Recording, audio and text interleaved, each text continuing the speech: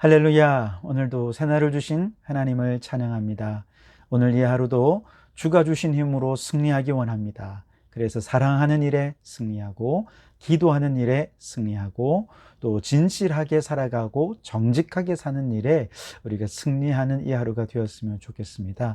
그래서 오늘 주여 진실하게 하소서, 우리 찬양 함께 찬송하며 하루의 문을 열어가겠습니다. 함께 찬송합니다. 주여 진실하게 하소서.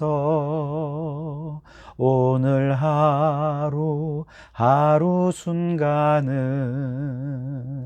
주가 주신 힘으로 승리하기 원하네. 주여 나를 진실하게 하소서. 주여 사랑하게 하소서. 오늘 하루 순간은 주가 주신 힘으로 승리하기 원하네. 주여 나를 사랑하게 하소서. 주여 기도하게 하소서. 오늘 하루 순간을 주가 주신 힘으로 승리하기 원하네. 주여 나를 기도하게 하소서. 아멘. 오늘도 주님 주신 힘으로 승리하는 하루 되시길 바랍니다. 오늘 이 아침 우리에게 주시는 하나님 말씀은 고린도후서 3장 12절에서 18절까지 말씀입니다. 봉독해 드리겠습니다. 우리가 이 같은 소망이 있으므로 담대히 말하노니 우리는 모세가 이스라엘 자손에게 장차 없어질 것에 결국을 주목하지 못하게 하려고 수건을 그 얼굴에 쓴 것 같이 아니하노라. 그러나 그들의 마음이 완고하여 오늘까지도 구약을 읽을 때에 그 수건이 벗겨지지 아니하고 있으니 그 수건은 그리스도 안에서 없어질 것이라. 오늘까지 모세의 글을 읽을 때에 수건이 그 마음에 덮었도다. 그러나 언제든지 주께로 돌아가면 그 수건이 벗겨지리라. 주는 영이시니 주의 영이 계신 곳에는 자유가 있느니라. 우리가 다 수건을 벗은 얼굴로 거울을 보는 것 같이 주의 영광을 보매 그와 같은 형상으로 변화하여 영광에서 영광에 이르니 곧 주의 영으로 말미암음이니라. 아멘. 자, 오늘도 이 말씀을 통해 우리에게 주신 하나님의 음성을 듣게 되길 바랍니다. 지난 시간 말씀드린 것처럼 고린도 교회 안에는 추천서를 가지고 들어온 유대적 기독교인들이 있었죠. 이들은 기독교인이 되려면 할례를 받아야 하고 먼저 모세의 후예가 되어야 한다라고 가르치면서 다시금 율법에 얽매인 신앙으로 돌아가도록 가르치고 있었습니다. 하지만 이는 이미 예루살렘 공의회에서 공식적인 결론에서 벗어난 가르침이었기 때문에 이들은 거짓된 가르침을 전파하는 거짓 교사들이었죠. 이 거짓 교사들을 보면서 바울은 출애굽기 34장에서 모세가 두 번째 돌판을 받아 내려왔을 때 그 얼굴에 광채가 난 것을 수건으로 가렸던 그 사건을 떠올렸습니다. 이때 모세가 수건으로 얼굴을 가렸던 이유는 모세의 얼굴에 광채가 나타났기 때문인데요. 그 광채를 보는 순간 모세의 얼굴에 나타난 하나님의 영광을 보면서 모든 백성들이 너무나 두려워했던 거죠. 그래서 수건으로 얼굴을 가렸던 것입니다. 그러나 이때 모세의 얼굴에 수건을 가린 이유는 그게 다가 아니었습니다. 오늘 말씀에서 바울은 모세의 얼굴을 수건으로 가렸던 또 다른 이유를 한 가지 더 얘기하는데요.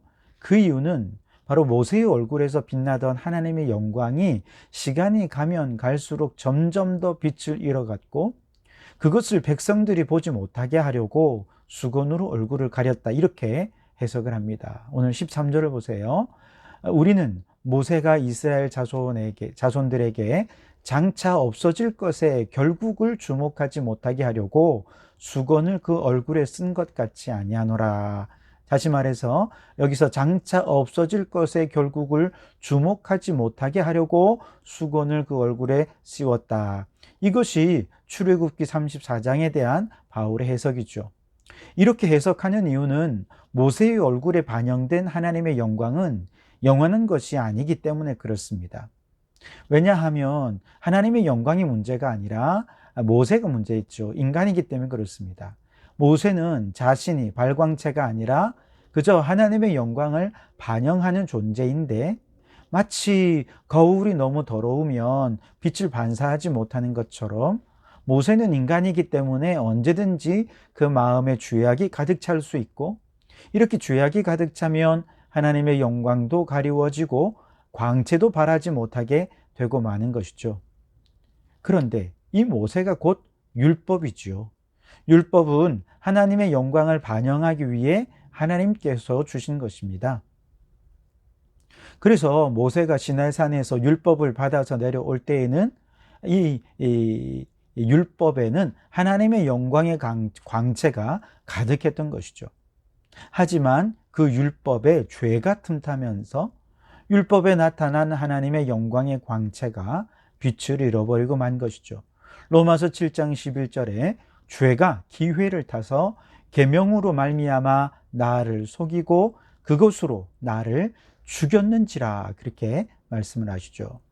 율법은 하나님의 영광을 반영하는 거룩하고 의롭고 선한 것으로 하나님께서 우리에게 주셨지만, 그만 죄가 율법에 틈타면서 하나님의 영광을 반영하지 못하는 것이 되고 말았지요.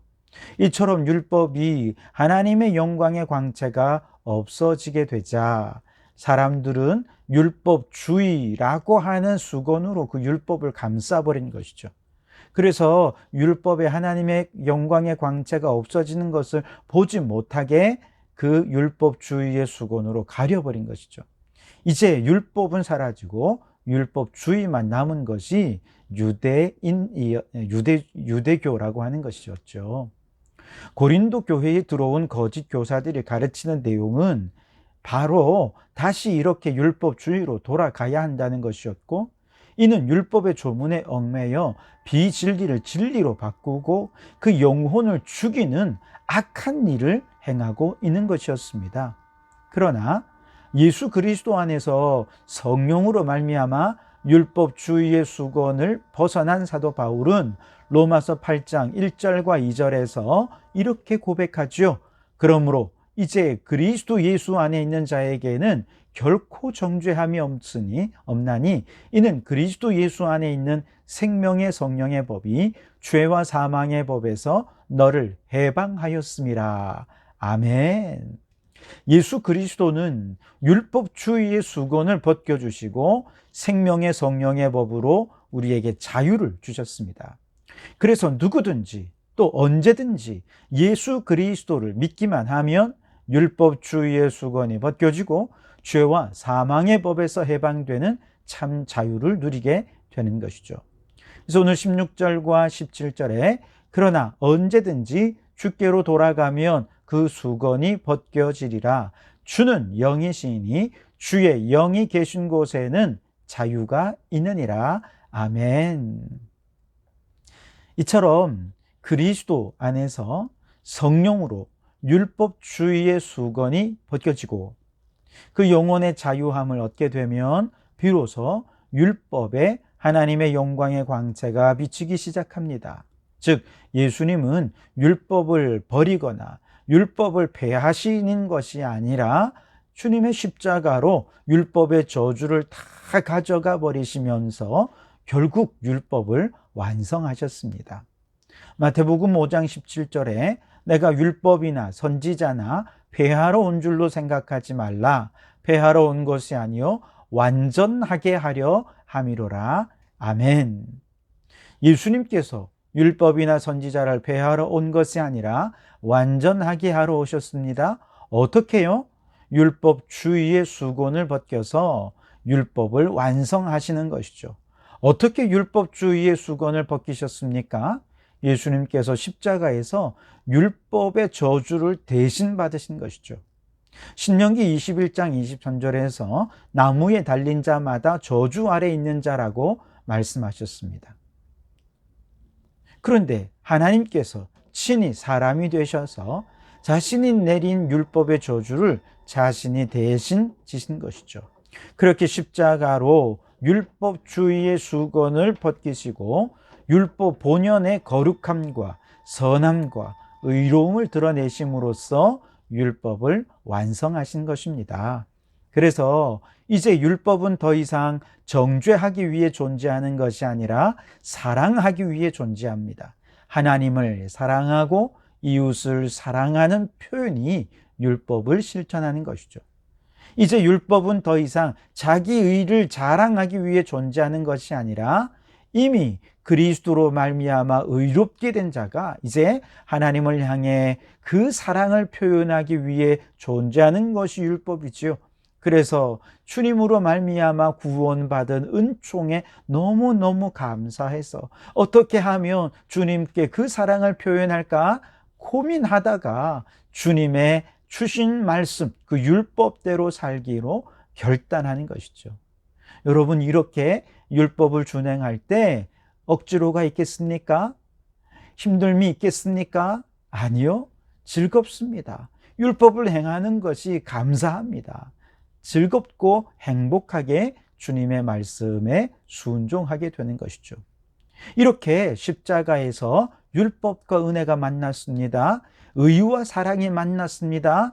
그래서 그 십자가에서 드디어 하나님의 영광의 광채가 빛나게 되었고, 누구든지 그 십자가에서 하나님의 영광의 광채를 바라보는 사람은 구원을 받는 하나님의 능력이 된 것이죠.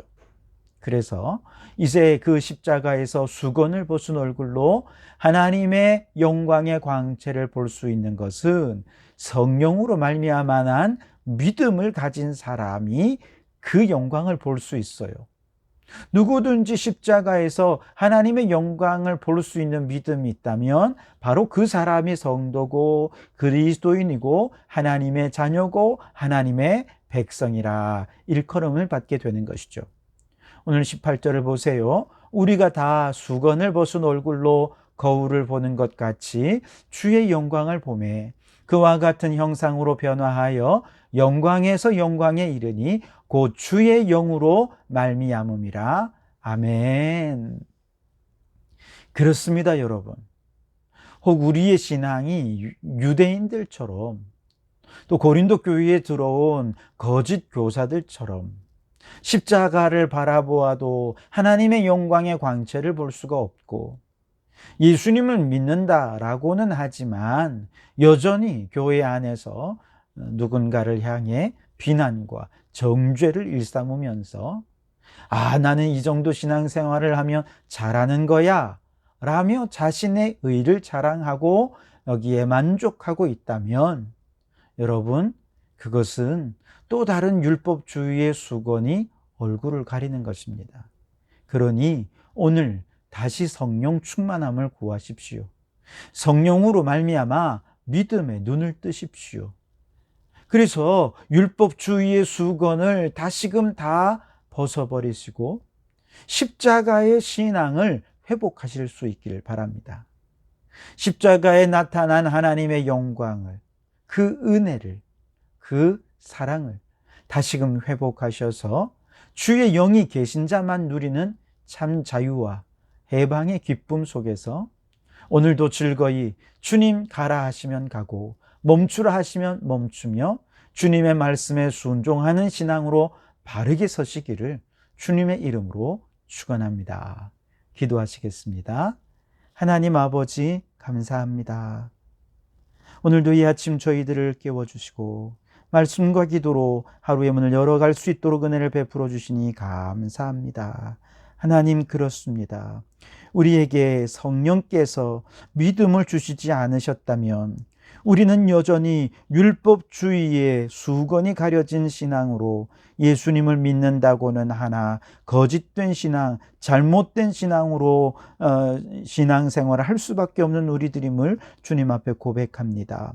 예수님을 믿는다 하면서도 자기의 의를 자랑하고, 예수님을 믿는다 하면서도 다른 사람을 비난하고 정죄하고 있다면 주여 이 시간 다시금 성령 충만케 해 주시옵소서.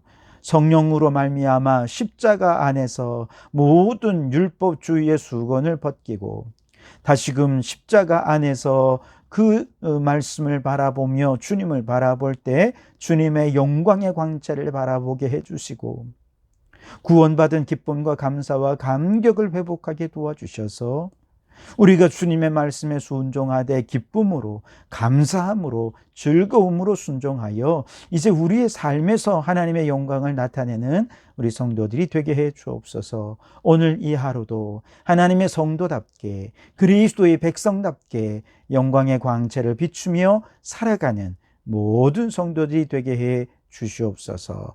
예수님 이름으로 기도하옵나이다. 아멘.